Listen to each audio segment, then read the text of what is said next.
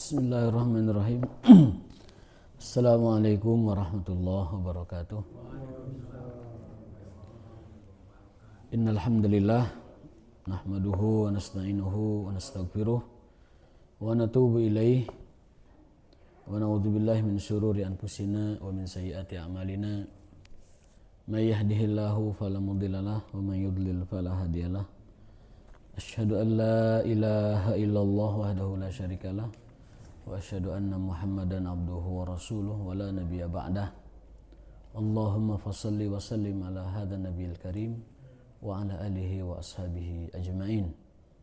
Allahumma subhanaka la ilma lana illa ma 'allamtana wa 'allimna ma yanfa'una wa zidna ilman. Rabbana atina fid dunya hasanah wa fil akhirati hasanah wa qina adzabannar. Amin ya rabbal alamin. Bapak sekalian yang dimuliakan oleh Allah Subhanahu wa taala, alhamdulillah kita bisa melanjutkan kajian taklim kita.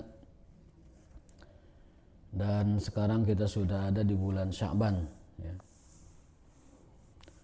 Sya'ban itu secara bahasa artinya bercabang. Dari kata tasya'aba ya tasya'abu. Sya'ban ini bercabang.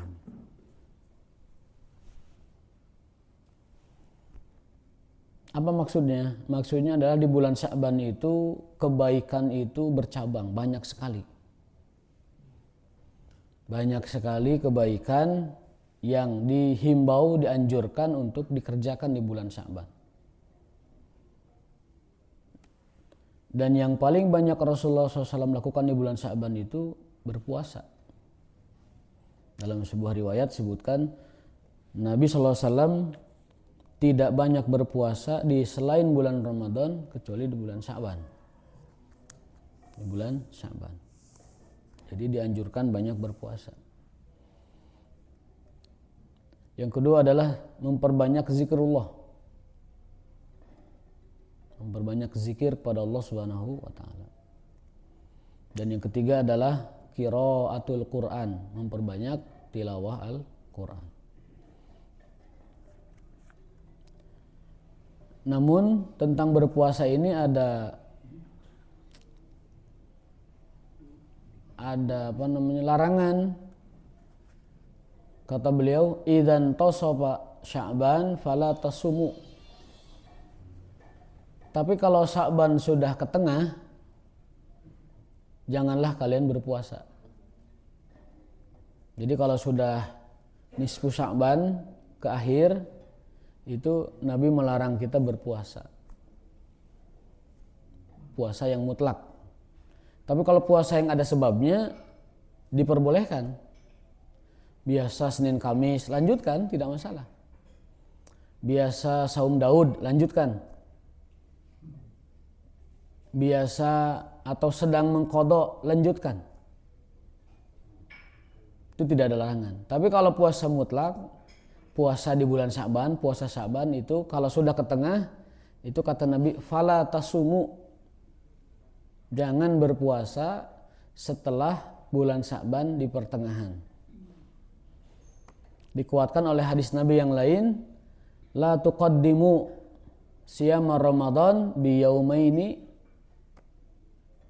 aw yaumaini. Janganlah kalian dahului Ramadan dengan puasa sehari atau puasa 2 hari. Artinya tidak ada puasa muqaddimah Ramadan. Itu dilarang oleh Nabi SAW. Tidak boleh ada puasa muqaddimah Ramadan. Itu berkenaan dengan fikih Sya'ban. Jadi ada 3 hal yang Rasulullah SAW anjurkan kita memperbanyak di bulan Sya'ban. Sebagaimana nama dari Sya'ban itu adalah bercabang. Tadi saya katakan tasya'aba ya tasya'abu, tasya'uban. Sya'ban itu bercabang. Artinya kebaikan ini sedang banyak-banyaknya. Sedang bercabang banyak kebaikan ini. Seperti jari ini bercabang. Lagi banyak kebaikan di bulan Sya'ban. Dan 3 yang utama, memperbanyak saum, memperbanyak tilawatil Quran, memperbanyak zikrullah.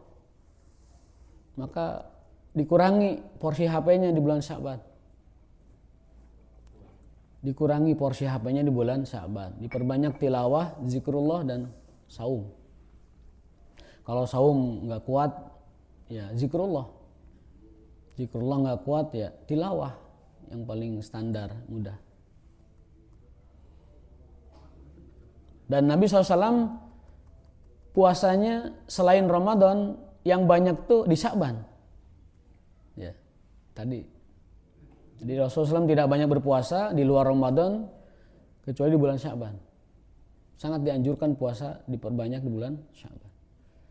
Namun ketentuannya tadi, kalau sudah ke tengah, kalau sudah pertengahan Sya'ban, nisfu Sya'ban ke sana, tidak boleh berpuasa yang tidak legura, yang mutlak.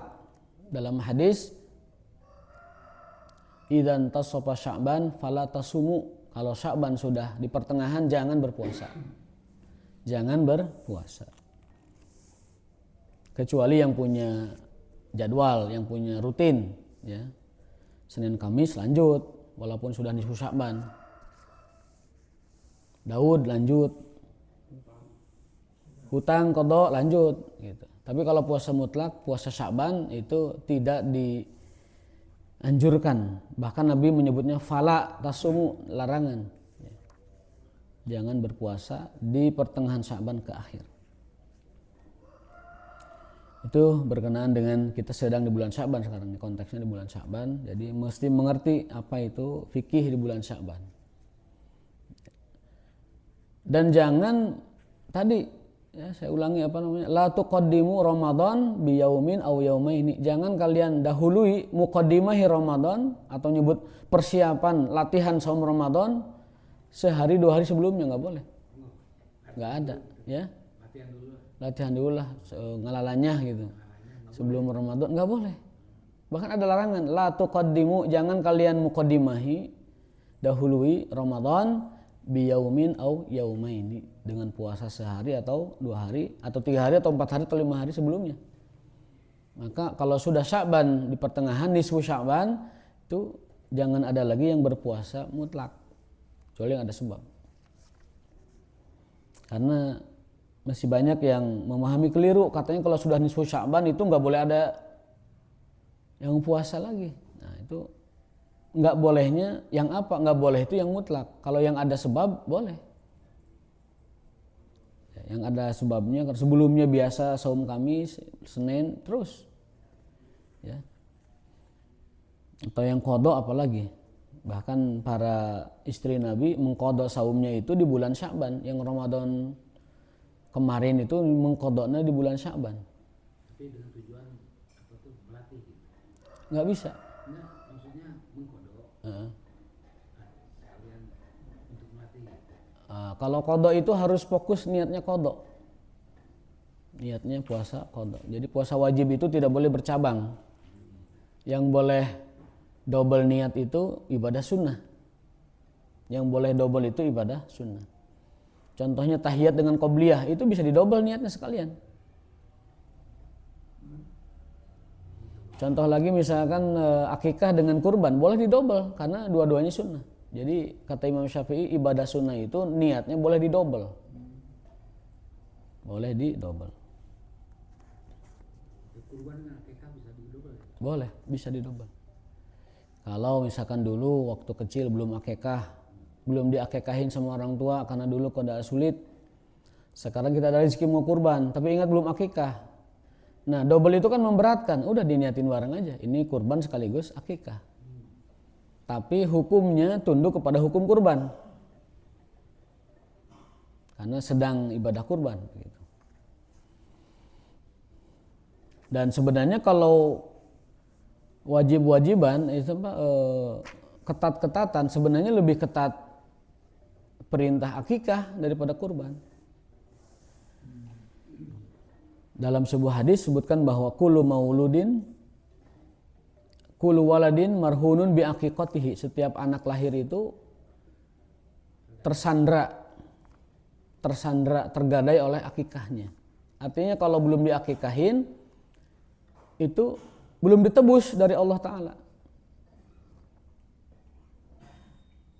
Artinya belum ditebus itu anak tersebut pahalanya tidak menjadi jariah buat orang tuanya. Kalau belum diakikahin. Jadi kesolehan si anak, kebaikan si anak yang merupakan jariah orang tua, kalau belum diakikahin itu belum nyampe jariahnya. Masih digantung, dikumpulkan.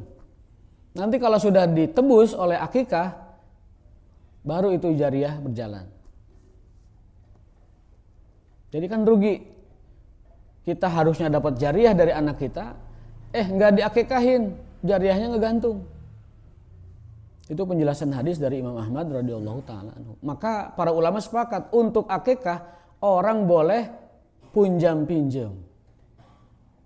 Nganjuk, ngehutang, nginjem untuk akikah boleh. Bahkan dianjurkan kalau tidak punya. Semoga Allah memudahkan pelunasannya. Itu kata para ulama. Kalau kurban, kalau nggak ada udah. Nggak boleh punjam pinjam. Kurban mah nggak boleh punjam pinjam.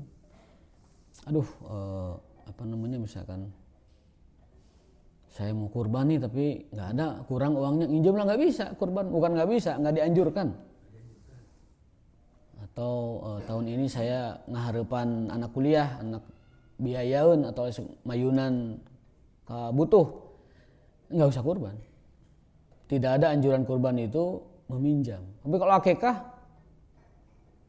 para ulama sepakat nginjem untuk boga. Karena tadi banyak hadis yang menyatakan penegasan hukum akikah. Gitu. Jadi jangan sepelekan akikah, karena anak kita menjadi jariah buat kita kalau sudah diakikahin. Nah, kita yang belum akikah, memang secara hukum ada waktunya ya. Afdolnya itu kan hari ke-7. Kemudian boleh ke hari 14, boleh ke hari 21, boleh sampai akil balik, bahkan Imam Muzani dalam fikih Kifatul Akhyar boleh sampai seumur hidup kita. Kalau belum diakikahin boleh sampai seumur hidup. Kalau orang tua tidak sanggup menunaikannya, kakeknya. Kalau kakeknya tidak sanggup, ya kita sendiri. Menunaikan akikah buat kita sendiri. Jadi kalau seandainya ada rezeki mau kurban, ternyata ada informasi kita belum akikah, diniatkannya double. Niatnya akikah dan niatnya kurban. Termasuk juga anak kita, ada rezekinya sekarang. Ini saya mau kurban, tapi juga anak saya belum akikah, ya udah niatnya 2. Allahumma hadza minka wa ilaika fataqabbal minni aqiqati fulan bin fulan wa udhiyata fulan bin fulan. Bismillahirrahmanirrahim. Allahu akbar. Jadi annya itu 2. Akikah siapa dan udhiyah an siapa gitu. Dalam pembacaan niat kurbannya itu. Itu berkenaan dengan fikih Sya'ban ya. Dan kita lanjut sekarang Adabul Mufrad sesuai dengan jadwalnya, yaitu bab tentang taslimun nisa ala rijal. Hukum wanita mengucap salam kepada laki-laki. Nah, ini kan kita kadang-kadang saking striknya segala haram, segala temenang. Segala temenang yang berkenaan dengan wanita itu. Padahal sebenarnya muamalah antara laki-laki dan wanita itu adalah muamalah yang wajar. Sebagaimana wajarnya bermasyarakat, biasa saja. Tidak ada yang perlu diketat-ketatin, biasa saja. Batasannya ya ketentuan syariat itu aja. Tidak boleh berlebihan gitu.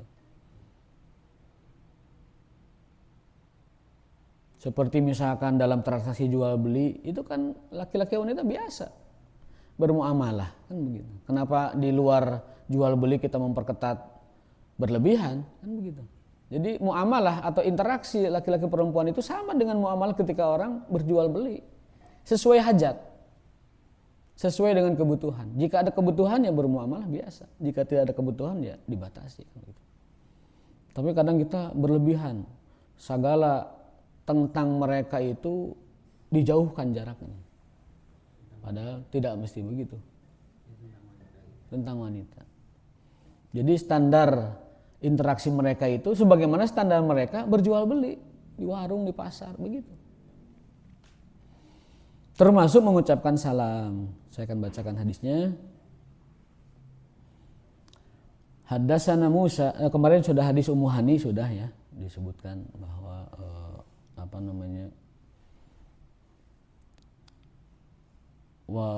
Ummu Hani itu mengucap salam ya kepada Nabi SAW, dan Nabi menjawabnya salam tersebut lalu mengatakan marhaban bi Ummi Hani.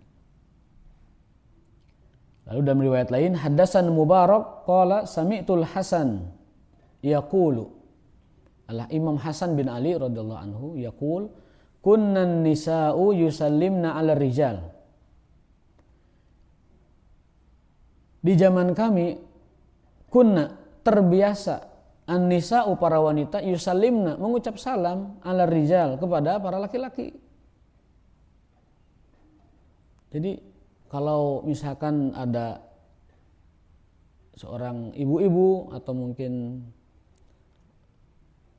teteh-teteh atau mungkin apa, itu mengucap salam kepada orang di jalan itu biasa. Assalamualaikum gitu.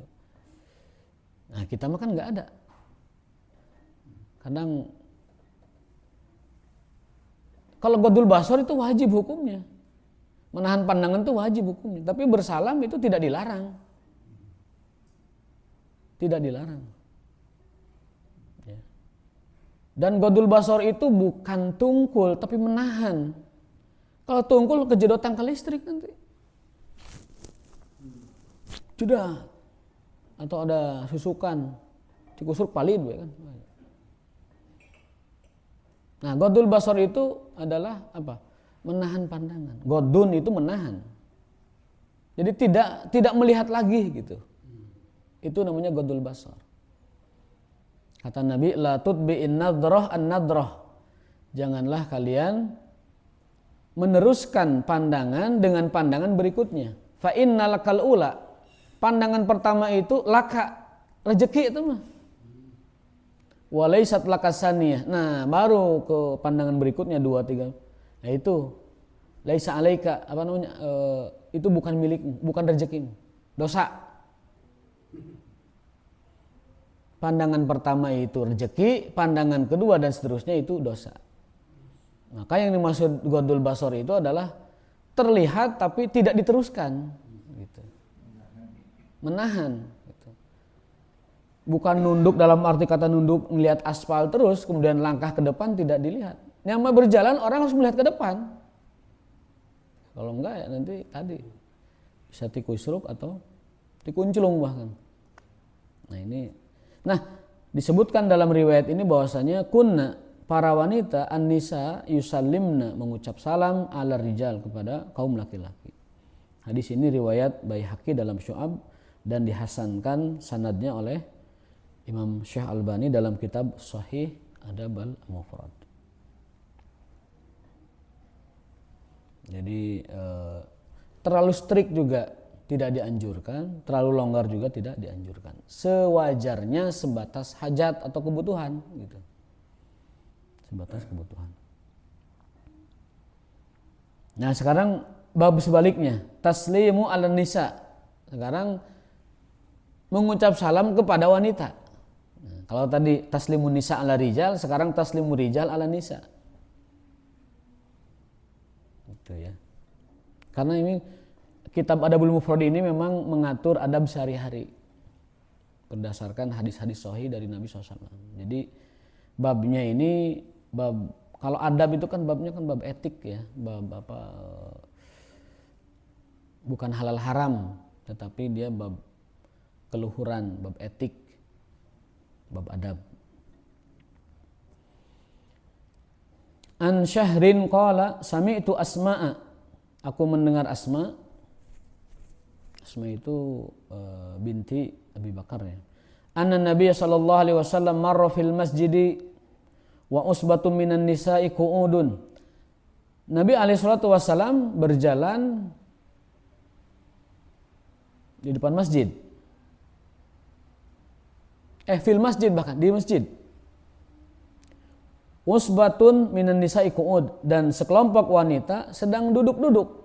Wa usbatun minan nisa'i qu'udun, qa'ada yaqud, duduk. Qala biyadihi ilaihin nabi salam. Lalu Rasul mengangkat tangannya, Assalamualaikum. Nah, Assalamualaikum walaupun buat wanita domirnya jangan dirubah menjadi kunna. Tetap aja Assalamualaikum. Dan tidak perlu dirubah dengan Assalamualaiki, tidak perlu dirubah dengan Assalamukunna atau Assalamuhinna, enggak usah. Lakukan baca salam sesuai dengan ma warada minhu, apa yang datang dari beliau sallallahu alaihi wasallam, baca aja. Karena dia sudah menjadi apa? Sesuatu yang baku lah gitu. Rasul angkat tangannya, Assalamualaikum, Assalamualaikum, tangannya diangkat. Walaupun pada wanita. Pada wanita. Dan ini Rasul lakukan. Jadi yang seperti ini itu ada dalilnya, angkat tangan seperti ini. Yang patut kita waspadai, mohon maaf Pak, yang begini. Karena ngikuti agama lain yang saya khawatir itu. Coba yang begini agama apa? Bukan agama kita. Jadi kalau memberi isyarat orang salam, tidak nyampe salamnya atau kalau kejauhan atau apa, gini aja. Assalamualaikum. Assalamualaikum Pak. Karena jauh. Seperti kita ke ini aja ke apa? Ka'bah kan, menyalam ke Ka'bah. Istilamul Ka'bah kan ada yang bilyad, ada yang bitakbil. Ada yang dengan fisik, kita mencium hajar aswad, ada yang dengan bisalam, bilyad, bil isyarah. Nah kalau gini-ginian ini kita masa dicontohin oleh para pejabat masalahnya. Nah itu tasyabuh. Itu niru bukan budaya kaum muslimin. Nah kamu ya boleh parah.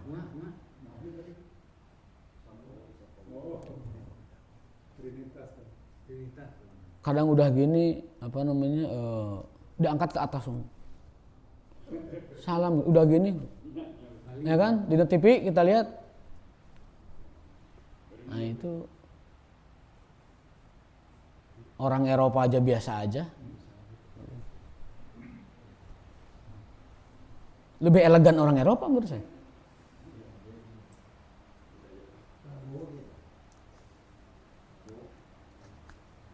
Gini, salah lihat berarti. Ya, jadi apa namanya kita perbaharui lah sedikit-sedikit apa tata cara kita bersalam, tata cara kita berisyarat. Karena salam milik kita itu salam terbaik. Bahkan dicemburui oleh orang Yahudi Nasrani. Dalam sebuah hadis sebutkan orang Yahudi itu tidak lebih besar cemburu mereka kepada Islam melebihi cemburu mereka kepada salam. Orang Yahudi itu pengen punya salam kayak kita. Cemburu besar, cemburu berat mereka itu dengan salam kita itu. Syirik. Mereka tuh pengen gitu.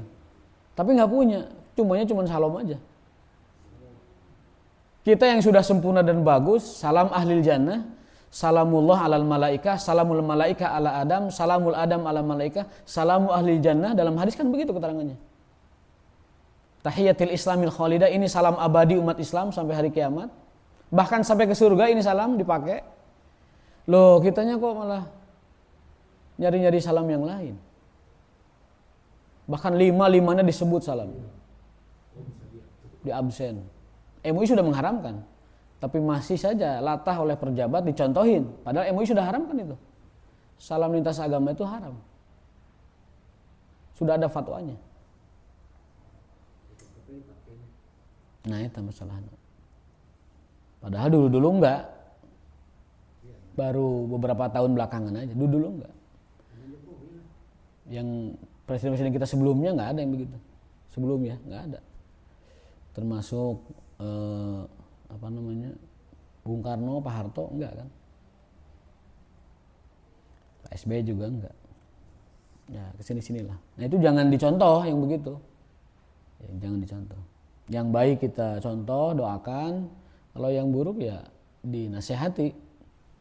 Dan jangan dicontoh kalau buruk. Karena walaupun ketaatan pada pemerintah itu wajib, ati Allah wa ati Rasul wa ulil amri minkum kan wajib, tetapi dalam batasan tidak melanggar ketentuan Allah Subhanahu wa taala. La ta'ata li makhluk fi maksiatil khaliq.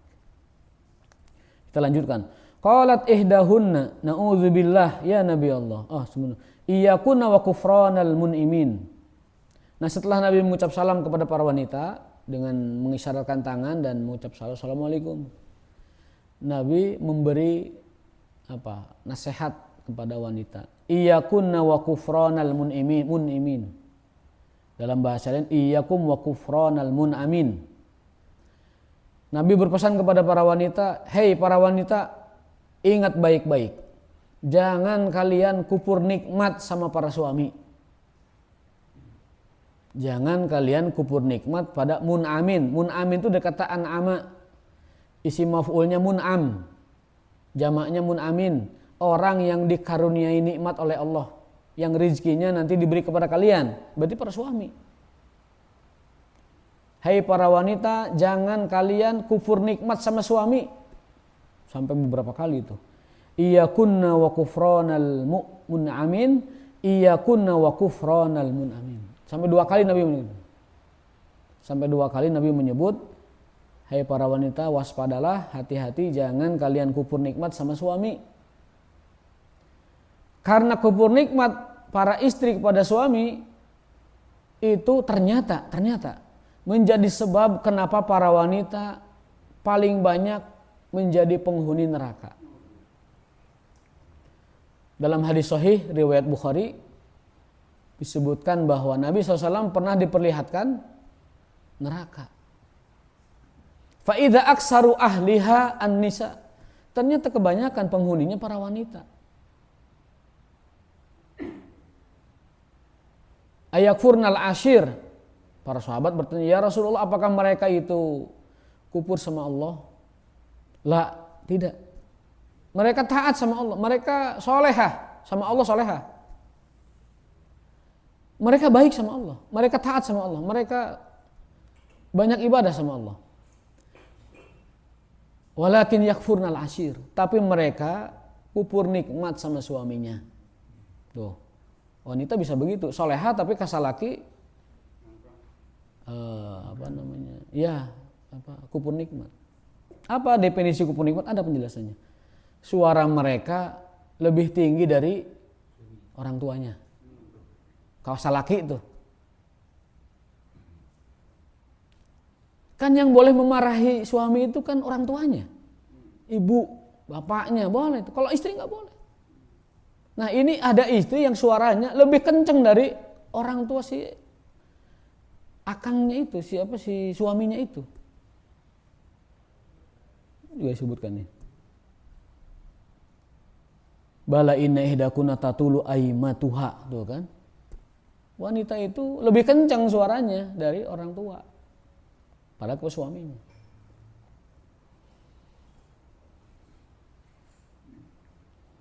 Qalat ihdahunna na'udzubillah. Nah, ini ada wanita mengucapkan, ya Rasulullah, na'udzubillah, kami berlindung pada Allah dari perbuatan itu. Artinya perbuatan kufur nikmat kepada suami. Kufur nikmat kepada suami ditunjukkan oleh bahasa, oleh lisan. Oleh lisan. Dengan mengatakan, kamu nggak pernah saya beliin apa-apa, kamu sedikit beliin saya pakaian, nggak pernah ngajak saya makan enak, nggak pernah ngajak saya apa gitu. Padahal biasa diajak dan diberi biasa, tapi dia mengingkarinya. Bukan karena tidak mengakuinya, tapi tadi ego wanita yang berlebihan. Ngewehkeun, menghilangkan. Qalat idahunna na'udzubillah ya Nabi Allah min kufrani ni'amillah. Ya Nabi Allah, sungguh kami berlindung kepada Allah dari perbuatan mengkufuri nikmat suami tersebut. Maksudnya nikmat Allah lewat suami, itu maksudnya. Qala bala inna ihdakunna tatulu aimatuha. Sesungguhnya kalian wahai para wanita mengkufuri nikmat suami itu caranya itu dengan tatulu, suaranya meninggi. nyentak, ngebentak, ninggi suaranya melebihi orang tuanya. Summa taghdabul ghadbata, emosi godbah, godob. Fatakul, lalu mengatakan wallahi ma ra'aitu minka sa'atan khairan qat. Dan mengatakan kamu tuh enggak ada baik-baiknya ya. Atau seumur hidupku kamu belum pernah membahagiakan saya. Seumur hidup aku, seumur hidup kita menikah, kamu belum pernah ini. Nah, mengatakan belum pernah ini atau tidak melakukan ini, itu adalah perbuatan kufur nikmat.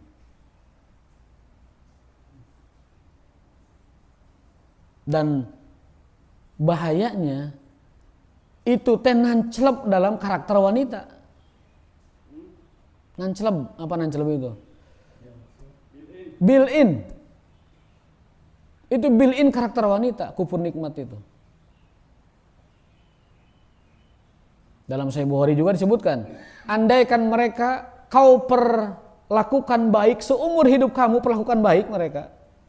Lalu melihat satu kesalahan dari kamu, dia akan fokus ke kesalahan kamu itu dan melupakan kebaikan seumur hidup kamu itu. In ra'at minka sayyi'atan aw su'an, kalau dia melihat satu keburukanmu, dia akan lupa seluruh kebaikanmu. Itu watak wanita. Makanya Rasul nasihati terus itu bab itu. Iyakunna wa kufranal munamin. Yaitu wanita yang kufur nikmat dengan cara suaranya lebih tinggi dari suaminya, dari orang tuanya. Kemudian marah dan emosi mengatakan kamu tidak pernah melakukan apa yang baik bagi saya. Qattun sama sekali. Fadzalika kufranu ni'amila, itulah kufur nikmat kepada suami. Itulah kufur nikmat kepada suami. 2 kali sampai sebutkan. Hadis sahih riwayat Bukhari, Ahmad dan Tirmizi. Jadi ini hal yang terberat bagi wanita. Merendahkan suara lalu mengakui kebaikan suami. Ini yang paling berat bagi wanita. Dan ini yang paling berat juga bagi suami, menghadapi wanita kayak gitu. Tapi kalau kita tahu bahwa itu adalah watak yang built-in dalam diri mereka, kecuali orang yang tersepuh atau terbersihkan oleh ta'adub, oleh ta'dib Islam, mungkin jadi solehah jadi tidak. Tapi kebanyakan wanita begitu, karena bawaan karakternya. Namun ada yang sudah tersibgoh, tercelup dengan sibgohnya Allah sehingga mereka punya adab Islam dan menghormati suaminya. Biasanya tadi itu yang kayak gitu kejadian yang umum itu si istri lebih superior dari segi ekonomi. Akhirnya suaminya disindir-sindir, dimaki-maki, larinya ke psikosomatis, pistolnya nggak bisa mata. Bisa jadi karena mungkin tadi peran keluarga sudah beralih. Salakin nanging manuk ngusep, saawena gawe ke pabrik,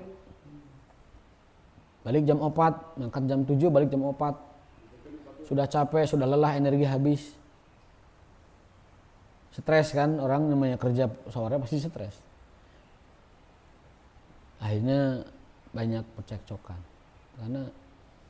dan itu tanda kiamat. Dan ada hadis berikutnya lah. Tanda kiamat itu tadi wa fusyu tijarah hatta tu'inul mar'atu zaujaha ala tijarah. Ketika istri menggantikan peran suami bekerja, itu tanda kiamat itu. Atau mantuan dagang, itu tanda kiamat.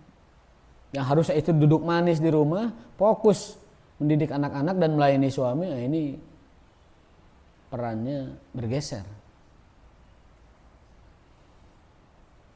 Nah, kalau kita mendapati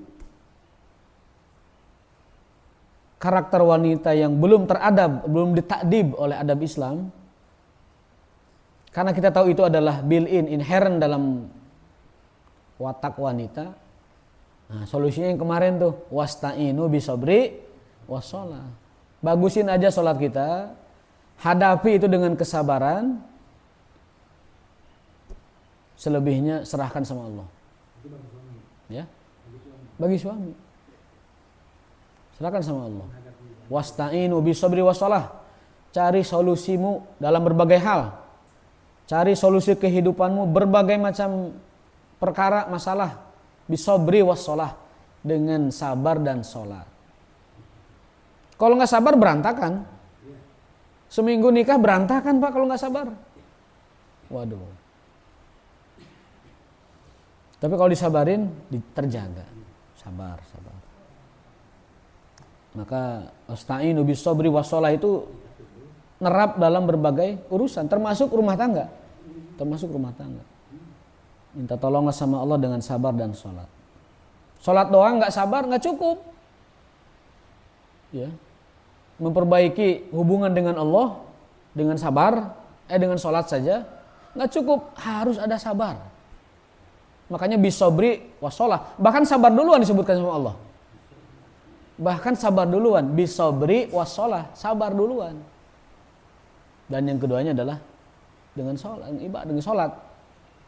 Makanya sholatnya perbaiki, kemudian sabarnya ditingkatkan. Itu beres semua urusan tuh, beres itu semua urusan. Apapun urusannya, apalagi cuman urusan keluarga. Nah, jadi poin hadis yang baru kita baca, poin utamanya memang tadi Nabi SAW berisyarat dengan tangan dan salam kepada para wanita. Dan poin keduanya adalah pesan keras Nabi SAW kepada para wanita sampai berkali-kali kan, hati-hati wahai para wanita, kufur nikmat kalian kepada suami. Dengan cara apa kufur nikmat? Satu, suaranya lebih tinggi. Yang kedua, emosi dan mengatakan kamu tidak berbuat baik, atau dalam bentuk ucapan lain tidak apa-apa, tidak memberikan kebahagiaan kepada saya selama ini gitu. Padahal tidak beruntung apa coba wanita?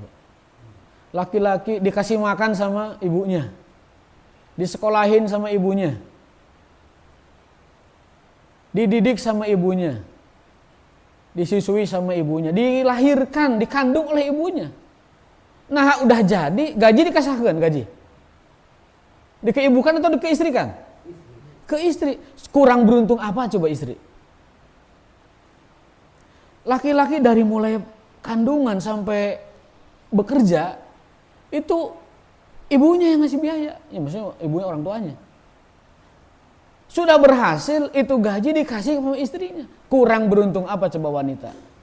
Tapi dengan begitu masih banyak yang kufur nikmat. Ada laki-laki gaji kasih ke ibu, ada mual ayah ge paling mun ayah seseran ya sedikit tambahan, ada bonus apa segala macam, ada rutin tapi tidak sebesar yang dikasih ke istri.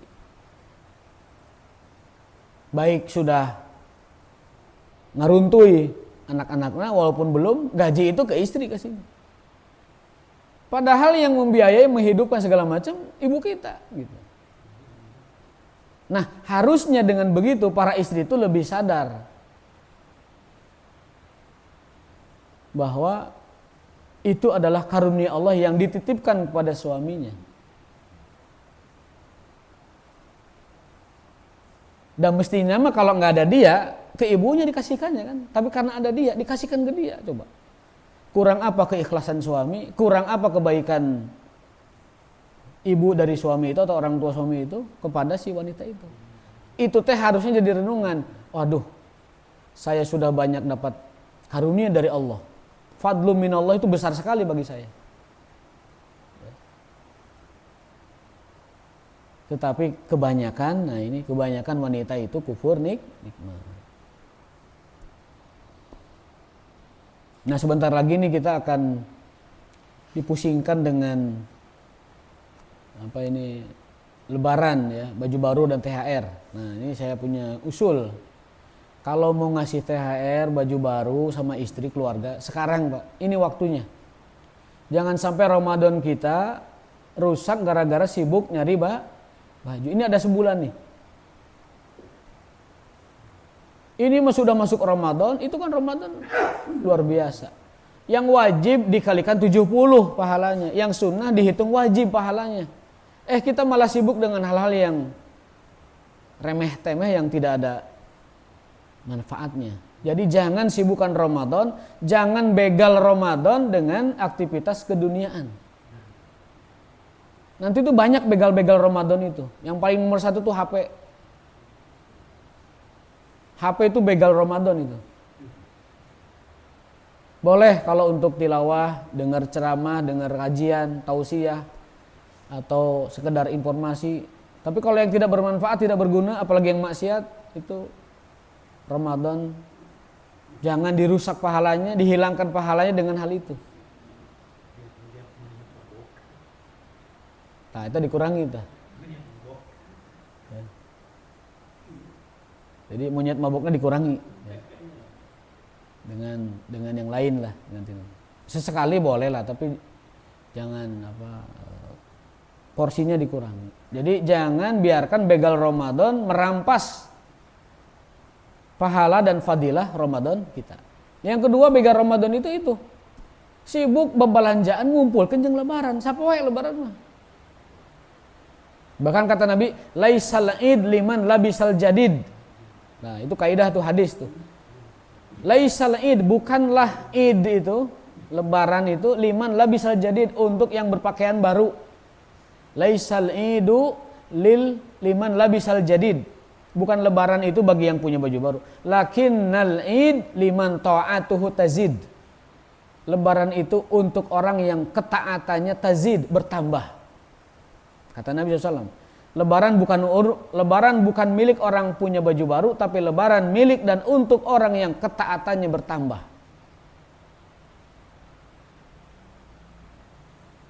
Nah, jadi daripada Ramadan kita dihancurkan oleh belanja baju, ngomong kayak hari-hari 3 terakhir, itu hari yang paling puncaknya Ramadan. Di situ ada iktikaf, di situ ada Lailatul Qadar. Malam mulia, malam kemuliaan, al-qadar kemuliaan, juga diartikan takdir. Ini malah bukan tawaf di masjid atau di haram, ini tawafnya malah di pasar baru. Tawafnya di matahari, bukan matahari sana. Harusnya tawaf di Ka'bah atau itikaf di masjid, ini malah tawaf di pusat belanja. Nah, ini begal Ramadan. Jadi saran saya kalau mau ada acara-acara belanja baju itu qobla Ramadan. Satu, harganya belum melonjak karena nanti ada fenomena diskon gede tapi sudah dinaikin dulu. Naik dulu baru diskon. Nah, mumpung itu belum ada hawa-hawa kayak gitu, nah, sekarang belanja. Masih ada sebulan nih, kurang lebih. THR-nya kasih sekarang. Untuk para ibu ya. Dan para bocil-bocil itu biar belanja dulu lah. Jadi itu sedikit diselipkan dalam fikih Sya'ban. Nah, baik Bapak Ibu sekalian, kita sudah di akhir dari kajian kita. Saya simpulkan saja bahwasanya para wanita biasa bersalam kepada laki-laki, para laki-laki biasa bersalam kepada para wanita sejak zaman dahulu.